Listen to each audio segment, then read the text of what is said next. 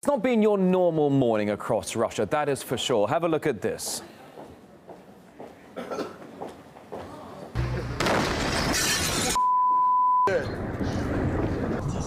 And people in the Urals region are having basically seen burning objects raining down from the sky after a meteorite exploded above the Earth, causing a meteor shower. Let's join RT's Irina Galushko now to talk more about this, because ultimately I had a pretty terrifying morning, and I'm not even in that part of Russia, the biggest country in the world, and yet we have what is essentially a startling display in the morning skies. Absolutely. Oh, that's the map behind me.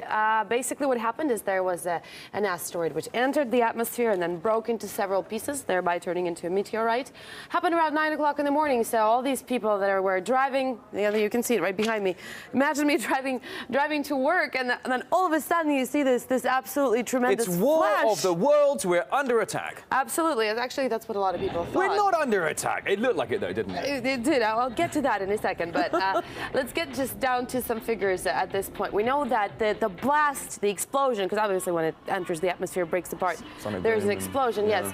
Apparently, the windows have been shattered and doors were flying out, and all in all 300 buildings have sustained some sort of damage. 300 buildings, yes. 514 people have said that they need medical assistance. Among them 84 of them kids, and at least 9 are in critical condition. Well, how are so many people being injured? Because was it the meteorite that injured them? No, not always. No. It was mostly, imagine, first of all, the impact was such, you've heard the noise.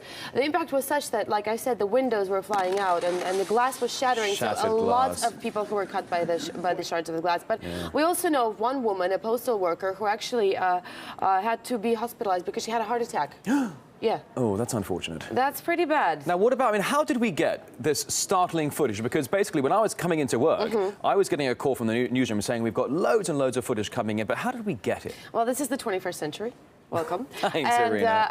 And a lot of people actually have this, they have like video registrators or whatever you call them, video capture things that they put in their cars just in case something happens. But I think most of the time that is just that's my opinion. I think they put them there just in case something unique like this happens. Hence all this stunning footage. Absolutely. Well, I think this is a security camera from an office, and again, I'm standing in the midst of it. That girl hit the deck. Yeah, it actually does look like an explosion. That's what happens, and that's how people actually got injured. That's where it's no surprise, and in the early hours in the morning, that people think you're under attack when you see the streaks across the sky and you hear these sonic booms or the fracturing of this heavenly body. I mean, it's absolutely incredible, really. Well, not really a lot of things are heavenly about it, except for maybe the appearance.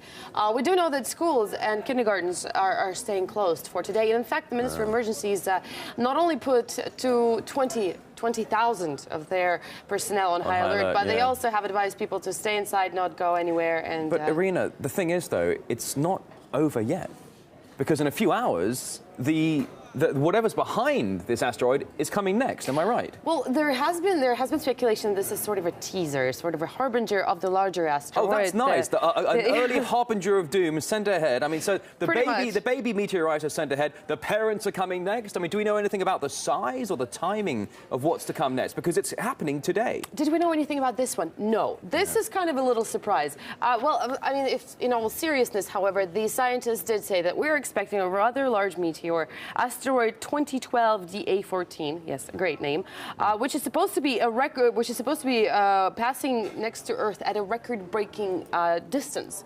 So it's actually close, but a lot of people are actually saying that what we saw this morning in Chelyabinsk is actually a part of it. That's just, one of the asteroids or little meteors that are following in it, and we shouldn't really be bracing ourselves for an impact and calling Bruce Willis. Calling Bruce Willis. I'm sure his phone's been going off the hook for quite some time now. He's changed his number. But we have plenty of asteroid and comet stories throughout 2013. We've got one comet Ison that is coming in a few months. It'll be visible from the days of summer all the way to the days of winter. It'll be the brightest thing in the night sky apart from the moon. So mid 2013 to the end of 2013, you can see it with your naked eye. It's going to be soaring across the sky for a few months. That's going to be incredible. And then in 2029, we've got Apophis. Now, this thing is big. And how big are we talking? It's big enough to cause major damage if it were to impact. Now, what they're saying about Apophis is that it's going to pass so close to Earth that is going to skim across the atmosphere, knock out a bunch of satellites like a bowling ball. So basically, this is something that happened in 1908. Remember the Tunguska event? That was the big one. Was it? That was Siberia, Urals? That was Siberia. That was a little bit in a different direction from where this happened. It was a lot further. But speaking of Chelyabinsk region, I think it's important to mention that this was actually a hub for nuclear research. And one of the biggest nuclear storage facilities in the country, called Mayak, is actually in the vicinity of Chelyabinsk. And the first thing that a lot of people, I think, went looking for is whether or not that was damaged, and lucky for us it wasn't, because otherwise. But the thing is, though, people. Then you also have your conspiracy theories that when you have nuclear facilities, then you always see UFOs or floating orbs or little green men, for goodness sake. But going back to what you were saying about the Tunguska event, 1908 in Siberia, it wiped out 2,000 square miles of forest, and there are many, many documentaries about it all over YouTube and on RT as well, where apparently, according to investigators, the meteorite, if indeed it was a meteorite, at Tunguska, as it came towards the ground, it actually exploded before touching the ground. It was an aerial explosion. And that is why they could never find the crater or the actual remnants. Exactly. Speaking of remnants, they do say that they have found 3 fragments of this particular asteroid, or I'm sorry, meteorite.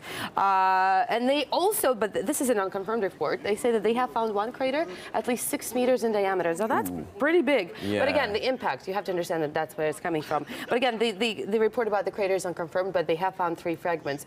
So it would be interesting to see, to analyze it and see what exactly those things are made out of. Yeah, absolutely so that would right. that's one thing that we should be, I guess, looking out for. Well, I was just going to say this comet that's coming up mid to late 2013 that we're all going to be able to watch for months in the sky. This comet Ison. Apparently, it's coming from the Ison Nebula, which basically spits out an interstellar highway of debris that is now going to be spilling into... we do need a map. We need a map of the sky. And we need more time to talk about this, I think, as well. Absolutely. But whatever the case, we're still taking in footage here at RT. So if indeed you have any footage you can share with us, you can just get in contact with us at rt.com.